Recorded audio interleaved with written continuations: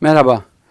Bugün hayatımın en önemli dönemlerinden biri sayılan savaş muhabirliğimin başlangıcı olarak kabul ettiğim Lübnan'la karşınızdayım.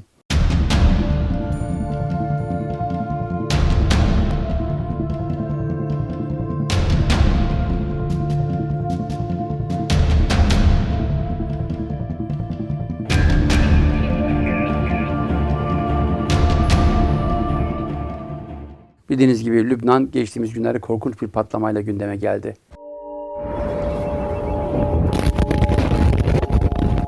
Gariptir, 2 ay önce yıllardır yazılarımı yayınladığım Kafa Dergisi'nde Lübnan'ın ne bekliyor diye bir uyarı vermiştim. Çünkü Lübnan benim için çok önemli, sürekli takip ettiğim bir ülke. Neredeyse üniversitem diye niteleyeceğim, meslek hayatımdaki en önemli aşamaları yaşadığım, olaylara tanık olduğum, savaşın her türüne ama her türüne hem göz tanığı olduğum hem de buna ilişkin yorumlara katkıda bulunduğum bir yer.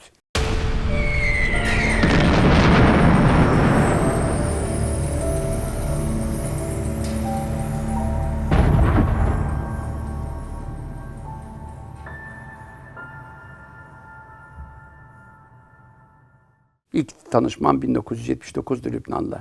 Ama ardından 1982'de İsrail'in bölgeyi işgaliyle beraber yıllarca kaldım. 2005 yılında bir suikaste kurban giden ve ilk lider değil, Lübnan'ın çok lideri suikastlerle hayatlarını kaybetti. Refik Hariri vefatından birkaç ay önce Türkiye'ye geldiğinde beni Lübnan'la uğraştığımı biliyormuş. Yapmış olduğum kitap, sözün bittiği yer, kapağı Lübnan. Onu kendisine sunmuşlar. O da bana bir Lübnan kitabı, yani Beyrut'un bugününü ve dününü anlatan bir kitabı.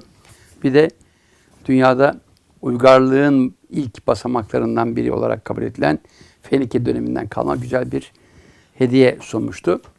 Ve şöyle demişti, Bay Aral, evet Lübnan'ın çok önemli dönemlerine tanık oldunuz. Acının, gözyaşının dinmediği dönemlerine tanık oldunuz ama bundan sonra artık Lübnan'da savaşlar olmayacak demişti.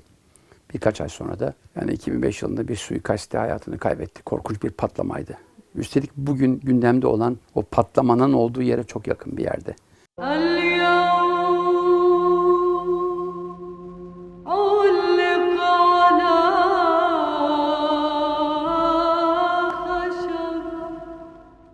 Evet, Lübnan tarihi, yani çok özetle anlatayım. 1940'larda Fransızların anayasa hazırlayıp sözde özellik verdiği, bağımsızlık verdiği bir ülke. Sözde diyorum çünkü hep başka ülkelerin belirleyicileri tarafından yönetilmiş bir ülke. Çok genç, çok dinamik bir nüfus var. Ama 1948'lerden itibaren İsrail kurulmasıyla beraber yüz binlerce Filistinli mülteciyi ağırlamış. Nüfus dengeleri değişmiş. Ve sürekli bir takım ülkelerin parmaklarını sürekli sokup çıkardığı bir ülke. En önemlisi Suriye ve İsrail, bu iki ülke. Ama tabii ki unutmayalım, İran İslam devriminin gündeme gelmesiyle, hatta devrimden önce 1978'lerden bahsediyorum.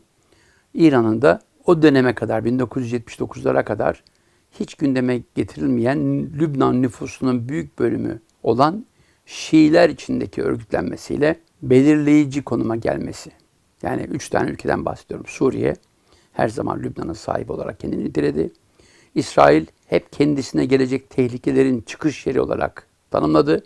Artı ne de olsa kutsal kitaplarında buna ilişkin bir takım veriler de var dayandırdıkları. Hep müdahale hakkına sahip olduğunu belirledi ki Lübnan-İsrail sınırındaki bir bölge sürekli olarak onların güvenlik kuşağı olarak belirleniyor. İran'ın ortaya çıkışı, dediğim gibi 1978'lerde bizzat tanıdığım, yani İran-Irak Savaşı'nda cephede tanıştığım eski İran Savunma Bakanı Mustafa Çamran'la Necef kökenli bir Şii imam Musa Sadr'ın birlikte örgütledikleri Emel örgütüyle, Şiilerin örgütlenmesiyle İran bölgede varlığını kabul ettirmeye başladı. Bu varlık 1982'de İsrail'in bölgeyi işgal etmesiyle, Beyrut'a kadar geldi İsrail çünkü, ve Beyrut'un banyolarını işgal etti. Bütün Güney Lübnan'ı yıllarca işgal etmişti.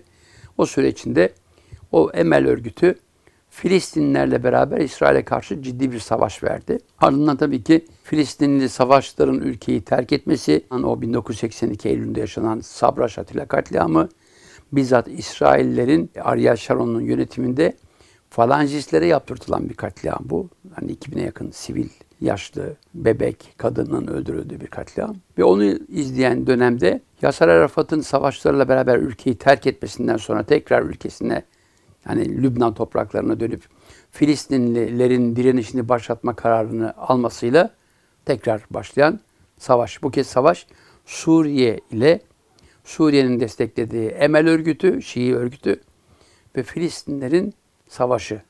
Yıllar sürdü. Yani 1983'te başladı. 85'lere kadar devam eden bir savaş. Harb-ı Muhayyemet diye tanımlanır. Kamp savaşları. Yani Suriye destekli Lübnan ordusu, Suriye destekli Filistinliler ve Suriye destekli Şiiler Filistinleri bir şekilde bulundukları kamplarda yıllarca mağdur ettiler. İç Savaş'ın başlangıç tarihi hatırlarsınız. 13 Nisan 1975 çıkış yeri aynı Rımmana'da sivilleri taşıyan bir otobüsün o güne kadar Filistinlere karşı kim beslemiş falancistler tarafından durdurulup içindeki Filistinli sivillerin öldürülmesi, 13 Nisan 1975'te savaşın başlaması ardından süren gerek İsrail işgali, gerek ülkede Suriye-İsrail savaşması, gerek Filistin direnişi, gerek Lübnan'da bizim çocukken duyduğumuz sağ görüşlü ve sol görüşlü örgütlerin savaşı diye tanımlanan iç savaş. 15 sene sürdü. Çok kanlı bir savaştı. Milyonlarca insan öldü. Milyonlarcası sakat kaldı. Doğu'nun Paris'i diye tanımlanan ülke bir harabeye döndü. Ve bu savaşın izleri sözde 15 yıl sonra bitecekken tekrar zaman zaman gündeme geldi.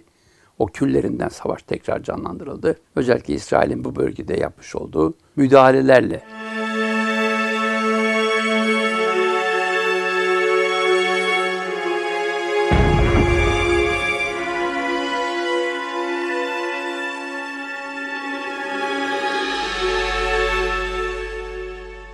Evet, geçtiğimiz aylarda Lübnan'da bu kez Hizbullah'ın varlığındaki giderek belirleyici konuma gelecek tek parti, belirleyici parti yönetimi ve Hizbullah'ı destekleyen İran'ın ekonomik gücünün azalmasıyla beraber Suriye'nin de o süre gelen kendi iç savaşında Lübnan'ı kullanma isteği yeni bir dönem başlattı. İşte o yüzden Kafa Dergisi'nde yazımı ele aldığımda Lübnan'ı ne bekliyor demiştim. Amerika'da arabaların sağ dikiz aynasında bir yazı yazar. Aynada görünenler göründüğünden daha yakındır. O gelmişti aklıma. Çünkü birdenbire 1000 Lübnan lirası 1 dolarken 7.000'lere kadar yükseldi. Yani her gün sürekli katlamalarla. Çünkü ülkede Suriyeli iş adamlarının ekonomiyi döndürmek için bulundurdukları hazır 50 milyar dolar civarındaki bir para bir anda ülke dışına çıkınca zaten ekonomisi kendi ürettikleri değil, tamamen ithalata dayanan ekonomi allak bullak oldu. Açıkçası bir şeyler bekliyorduk. Evet, şu anda büyük bir patlama yaşandı. Patlamanın nedenleri tartışılıyor. Yani 2013'te bir gemiyle getirilen, neydi belirsiz bir limandan kalkıp Beyrut limanına getirilen bir gemi içinde 2750 ton, şaka değil, amonyum nitratı. Bu gübreyle tanımlıyoruz ama patlayıcının da ana maddesi. Onun henüz kesinlik kazanmayan bir nedenle havaya uçması. Normalde amonyum nitrat tek başına bir patlayıcı değil, yanıcıdır. Sonuçta gübre diyoruz. Ama ondan önce bir takım patlamalar var.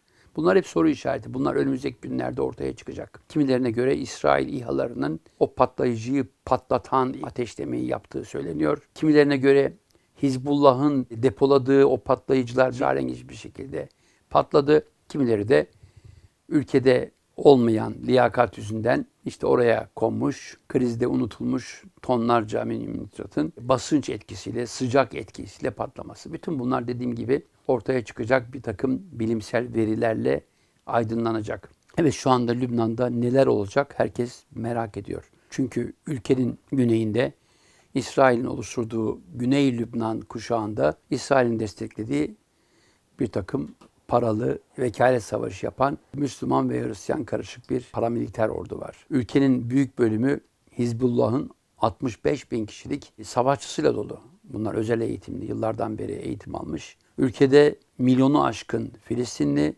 milyonlarca Suriyeli mülteci var. Ve kendi içinde üretimden uzak, Lübnan'ı sadece dünyanın evet bir dönem en zengin ülkelerinden biri yapmışlardı ama üretmeyen, sadece ticaretle yaşayan bir ülkesiydi. O yüzden işçi sınıfı yok. İnsanlar parayla para kazanma sevdası içinde. Çok değerli üniversiteleri vardı. Amerikan Üniversitesi başta olmak üzere. Eğitim bundan sonra ne olacak? Ama en önemlisi ülkeyi bekleyen belirsizlik. Çünkü o ülkedeki sistemlerin ipleri başka ülkelerde olduğunda, yani Lübnan'ın bütün hareketini sağlayan dinamikleri başka ülkeler belirlediği zaman gelecek hakikaten belirsiz. Bu bölümde Lübnan'da son gelişmeler endeksi soru işaretlerimi koydum. Tekrar yapacağım çünkü benim için çok değerli bir ülke. Yani Orta Doğu'nun geleceğini belirleyenlerin Lübnan'ı ve orada olup bitenleri çok iyi takip etmesi lazım. Şu anda mesela Beyrut limanı bitti. En büyük sıkıntı hemen patlamanın ardından arkadaşlarımdan gelen haberler söyleyeyim. Şu anda ülkede çok tüketilen bakliyatı bulma imkanı yok. Çünkü kara borsası yapılmaya başlanmış. Daha yani limanda ne var ne yok bilmiyoruz ama o kolay kazanç hırsı, yıllarca artık genlerine kadar işlemiş hayatta kalma arzusu insanları hem stokçuluğa hem de kolay para kazanç yollarına sevk ediyor. Ülkede ne ekiliyor biçiliyor? Evet, Güney Lübnan'da ve Beka Vadisi'nde yeşillik diye tanımladığımız domatesi, biberi, patlıcanı, değişik otları ekiliyor, biçiliyor. Ama ülkenin yaşam kalitesini bir yerlerde tutacak o tüketim maddelerinin tümü ithal. Bu ithalatın yapıldığı bir liman yok. Onun yerine belki Trablus, o da Suriye'nin denetiminde olan bir bölge, veya onun yerine İsrail'in denetimindeki Sur limanı. İki limanın devreye girmesi lazım ama her ikisi de tamamen Suriye'de Esad rejiminin ve İsrail'deki Netanyahu rejiminin isteğine bağlı hareket edecek yerler. Bir ülkenin kaderinin başka ülkeler tarafından belirlenmesi çok ama çok önemli. Burada bir noktaya geliyorum. Mustafa Kemal Atatürk bizim için çok önemliydi. Ülkenin kaderini bu ülkenin kendi insanlarının oluşturduğu meclis tarafından belirlenmesi. O yüzden değerini bilelim. İnşallah Lübnan'da bir an önce huzur tekrar gelir. Ülke insanı daha rahat yaşar. Uzun zamandan beri beklediğimiz huzurun, barışın ülkesi Lübnan yine bizleri ağırlar diyorum. Sağlıcakla kalınız.